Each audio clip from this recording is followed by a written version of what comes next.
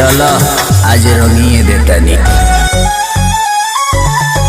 Hello दोस्तों, आप लोग देख रहे हैं आपका ही चैनल खुशी म्यूजिक यूट्यूब चैनल पर। चलिए आप लोग को बता दें कि अपना ट्रेंडिंग स्टार खेसारी भैया का बहुत ही ब्लास्ट होली वीडियो सॉन्ग आप लोग के बीच में आ रहा बा, जौन एल्बम के नाम बा चोली भीज जाता। जी हाँ दोस्तों, इस गाने को गाए हैं अपना हिट मशीन खेसारी लाल यादव और शिल्पी राज ने। दबंग स्टार खेसारी भैया के इस गाने को लिखे हैं अभिषेक भोजपुरिया। इस गाने में म्यूजिक दिए हैं आर्या शर्मा ने। इस वीडियो को डायरेक्ट किया है पवन पाल ने। हाँ तो दोस्तों चलिए आप लोग को बता दें कि अपना हिट मशीन खेसारी भैया के इस गाने को आप लोग के बीच में कल सुबह 6 बजे IVY Bhojpuri viral YouTube channel से इस गाने को आप लोग के बीच में फुल वीडियो सॉन्ग रिलीज किया जाएगा। इस वीडियो में एक्टिंग करते नजर आने वाले आपके चहेता स्टार खेसारी लाल यादव और प्रिया रघुवंशी ने। अगर आप लोग खेसारी भैया का सच्चे फैन है तो आप लोग इस वीडियो को ज्यादा से ज्यादा शेयर कर दीजिए, क्योंकि खेसारी भैया के सभी फैन को पता चल जाए कि खेसारी भैया का कल गाना आप लोग के बीच में आ रहा बा। आप लोग खेसारी भैया का हर अपडेट पाना चाहते हैं तो मेरे चैनल को सब्सक्राइब करके बेल आइकन घंटी दबा कर नोटिफिकेशन ऑन कर लीजिएगा, क्योंकि हमारे चैनल पर भोजपुरी का हर अपडेट आप लोग के बीच में सबसे पहले देने की कोशिश करते हैं। आप लोग को भोजपुरी का अपडेट कैसा लगा आप लोग कमेंट कर जरूर बताइएगा। और आप लोग से अनुरोध है कि आप लोग तैयार है, कल आप लोग